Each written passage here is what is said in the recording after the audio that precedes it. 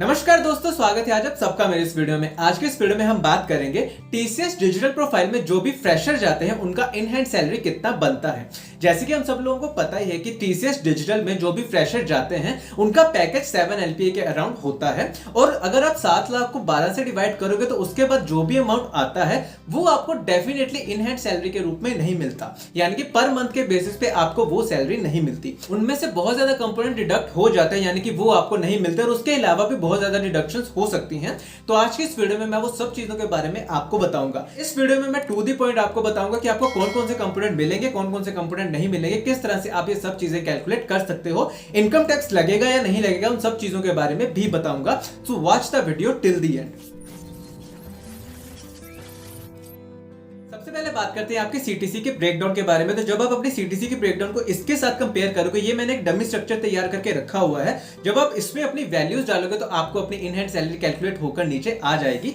अभी के केस में ये वाला स्ट्रक्चर मैं फॉलो कर रहा हूं, ये मैंने किसी यूट्यूब चैनल पर देखा था। मैं इसका लिंक डिस्क्रिप्शन में मेंशन कर दूंगा, लेकिन आई होप कि आपके पास भी ऐसा ही सीटीसी पड़ा हो 7 LPA का, जो भी फ्रेशर को दिया जाता है। तो अभी के केस में हम सबसे पहले बेसिक सैलरी इसकी लिखेंगे 1,80,000 रुपीज। उसके बाद बात करते हैं बुके ऑफ बेनिफिट्स की। तो बुके ऑफ बेनिफिट की जब आप ब्रेकडाउन देखोगे तो यहाँ पे आपको HR allowance, leave travel allowance, food card, personal allowance देखने को मिलेगा, जिसमें से सबसे पहले HRA की वैल्यू लिखते हैं जो कि है 90,000 रुपीज। देन उसके बाद है आपका LTA है आपका 50,000 रुपीज।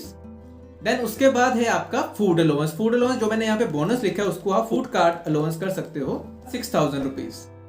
अब उसके बाद आता है आपका पर्सनल अलाउंस। तो जो मैंने यहाँ पे टेलीफोन अलाउंस लिखा है उसकी जगह आप पर्सनल अलाउंस कर सकते हो। तो उसमें आप अपना अमाउंट डालकर देखेंगे 207,264। तो ये कंपोनेंट भी आपको इन हैंड सैलरी में डेफिनेटली मिलेगा।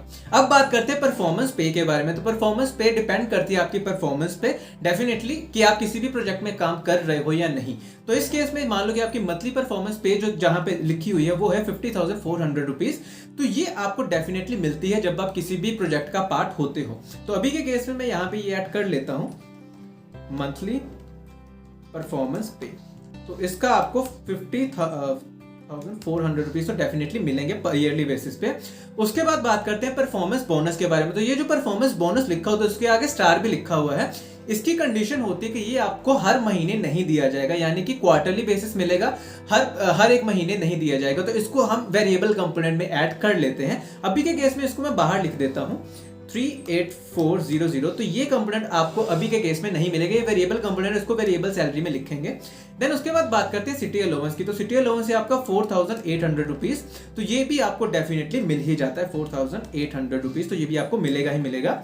अब उसके बाद बात करते हैं आपकी बाकी के कंपोनेंट, जो कि है सबसे पहले हेल्थ इंश्योरेंस।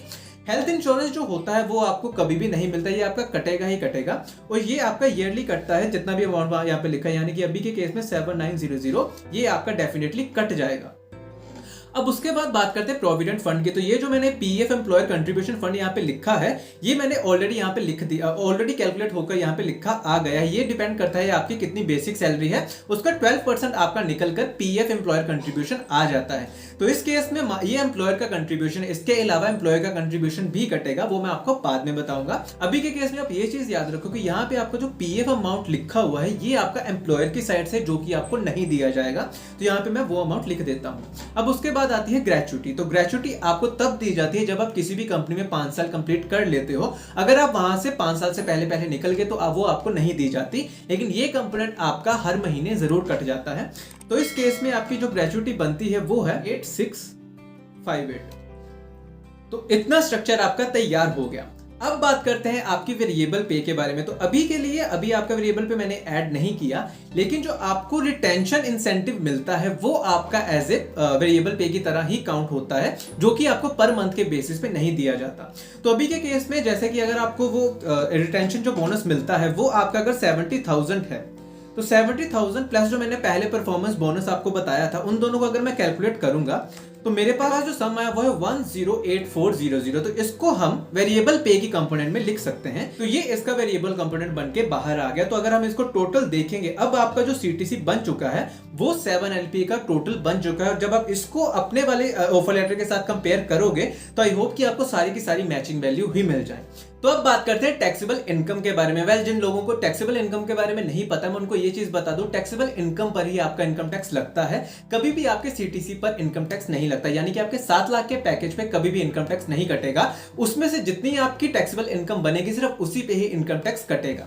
तो अब बात करते हैं कि उसको किस तरह से कैलकुलेट कर सकते हैं। तो सबसे पहले आपका टोटल ग्रोस सैलरी होता है, उस पर ही आपका टैक्सेबल इनकम काउंट होता है, यानी कि उसी पर आपका टैक्सेबल इनकम जो सारा का सारा कैलकुलेट किया जाता है। अभी के केस में आप कुछ डिडक्शन अवेल कर सकते हो ताकि जितनी आपकी ग्रोस सैलरी बनती है उसको आप 5 लाख से नीचे कर सको। 5 लाख से नीचे मैं इसलिए कह रहा हूं क्योंकि as per the income tax rule अगर आपकी सैलरी 5 लाख से नीचे है तो आप इनकम टैक्स बिल्कुल भी पे मत कीजिएगा, आपको 12,500 रुपए का रिबेट मिल जाता है। यानी कि अगर आपकी सैलरी 5 लाख या 5 लाख से नीचे है तो आपको कोई भी इनकम टैक्स पे नहीं करना पड़ता। तो इस केस में जितनी आपकी ग्रोस सैलरी बनती है बिल्कुल ट्राई कीजिएगा कि आप इस ग्रोस सैलरी से कम टैक्स डिडक्ट करें, यानी कि इसको आप 5 लाख से नीचे लेकर आइए।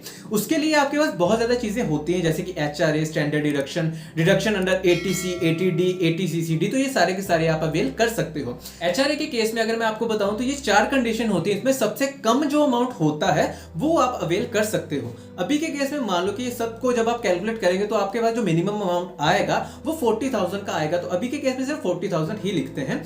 दूसरा स्टैंडर्ड डिडक्शन, ये हर किसी का स्टैंडर्ड डिडक्शन होता है 50,000 रुपीज, तो हर किसी को कट ही जाता है। तो अब बात करते हैं डिडक्शन अंडर ATC के बारे में। तो इसमें आप 1.5 लाख तक का क्लेम ले सकते हो। इसमें बहुत ज्यादा चीजें आ जाती है, जैसे कि PPF अकाउंट में आप 1.5 लाख डाल सकते हो। उसके अलावा आप FDs बनवा सकते हो जो कि 5-5 साल की होती हैं, तो आप उसी के जैसे बहुत ज्यादा चीजों में इन्वेस्ट कर सकते हो और ATC का क्लेम ले सकते हो। उसके बाद बात करते हैं ATCCD, तो बहुत ज्यादा लोग इस चीज को प्रेफर नहीं करते।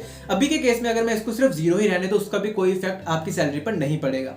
देन उसके बाद अगर ATD की बात करें तो मान लो कि आपको कंपनी एक हेल्थ इंश्योरेंस दे रही है, लेकिन आप कंपनी के बाहर भी कुछ चीजें अवेल कर रहे हो, आप अपने लिए मेडिकल इंश्योरेंस लिया है, अपने पेरेंट्स के लिए मेडिकल इंश्योरेंस लिया है, तो आप उस चीजों को भी अवेल कर सकते हो। लेकिन अभी के केस में मान लो कि आपको नहीं पता कि बाहर से किस तरह से लिया जाता है या फिर आपने नहीं लिया हुआ, तो अभी के केस में आप इसकी भी वैल्यू 0 कर सकते हो। तो इसकी वैल्यू 0 करने के बाद भी आपकी जो टोटल टैक्सेबल इनकम बनती है वो है 4,21,884।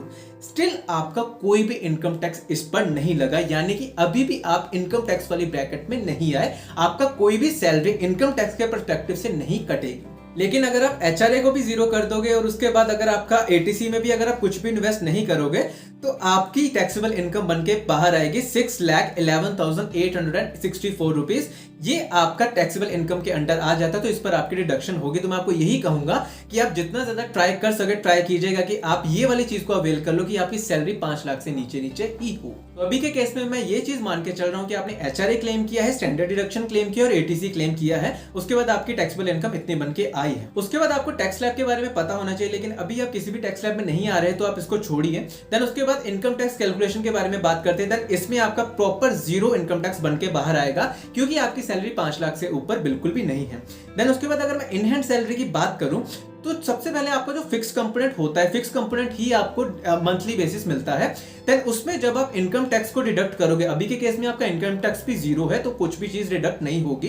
देन उसके बाद आपका PF एम्प्लॉय कंट्रीब्यूशन, यानी कि आपकी तरफ से कुछ कंट्रीब्यूशन जाता है, जब आप उसकी वैल्यू यहां पर डालकर देखोगे तो आपका इन हैंड सैलरी जो बनके बाहर आएगा वो है 44,322 रुपीज। तो ये जो चीज होगी ये आपको मंथली बेसिस पर मिल जाएगी। इतना अमाउंट आपको डेफिनेटली मंथली बेसिस पर मिलेगा। लेकिन इसके अलावा मैं एक और चीज भी ऐड करना चाहता हूं कि क्वार्टरली बेसिस पर आपको वेरिएबल पे भी दिया जाता है। तो जब भी क्वार्टर वाला मंथ आएगा तो उस मंथ में आपकी जो सैलरी होगी वो थोड़ी सी बढ़ के जरूर आएगी। लेकिन अगर वो वाला मंथ नहीं चल रहा तो आपकी जो इन हैंड सैलरी बन के आएगी वो 44,322 के अराउंड ही आएगी।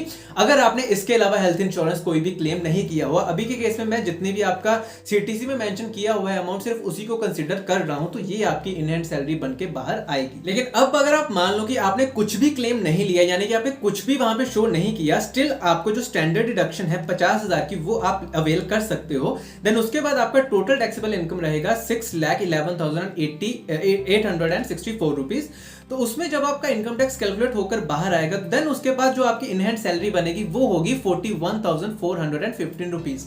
तो मैं आपको यही चीज कहूंगा कि इस चीज से बचने के लिए आप अपनी डिडक्शंस दिखा देना, किसी भी चीज में इन्वेस्ट कर देना, ताकि आपकी जो इन हैंड सैलरी, ताकि आपकी जो एनुअली इनकम बन के आती है वो 5 लाख से कम ही रहे। तो आई होप कि वीडियो आपको डेफिनेटली क्लियर हो गई हो। इसके अलावा अगर आपका कोई भी डाउट रह जाता है उसको कमेंट सेक्शन में जाके कमेंट करके जरूर बताइएगा, मैं पूरा ट्राई करूंगा उस चीज का रिप्लाई करने का। तो एंड में मैं बस यही चीज कहना चाहता हूं, ये जो मैंने आपको कैलकुलेटर यहाँ पे शो करके बताया है, इसमें अगर आप कोई भी वैल्यूज डालेंगे, मान लो इन फ्यूचर आपके पास कोई ऑफर लेटर आ जाता है, जब आप वो वाली वैल्यूज यहाँ पे डालोगे तो भी आप उन सब चीजों को कैलकुलेट कर सकते हो। इसका आपको लिंक जो है वो मैं डिस्क्रिप्शन में मेंशन कर दूंगा। और अगर आपने मेरे ग्रुप को अभी तक ज्वाइन नहीं किया टेलीग्राम वाले, तो मैं आपको यही चीज कहूंगा उसको आप ज्वाइन कर लीजिए, क्योंकि जितनी भी मैं यहाँ पे फाइल्स वगैरह शेयर करता हूँ मैं सारी उसी ग्रुप में शेयर करता हूँ। तो अगर आप उस ग्रुप में होंगे तो आपको वो फाइल्स जल्द से जल्द मिल जाएंगी। इसी के साथ मैं आपको ये चीज कहना चाहता हूँ कि अगर ये वीडियो आपको अच्छी और इन्फॉर्मेटिव लगी हो तो इस वीडियो को लाइक और शेयर करना बिल्कुल भी मत भूलिएगा। इसी के साथ मेरे चैनल को भी जरूर सब्सक्राइब कीजिएगा ताकि मैं ऐसी वीडियोस आप तक और भी लेके आ सकूं। धन्यवाद।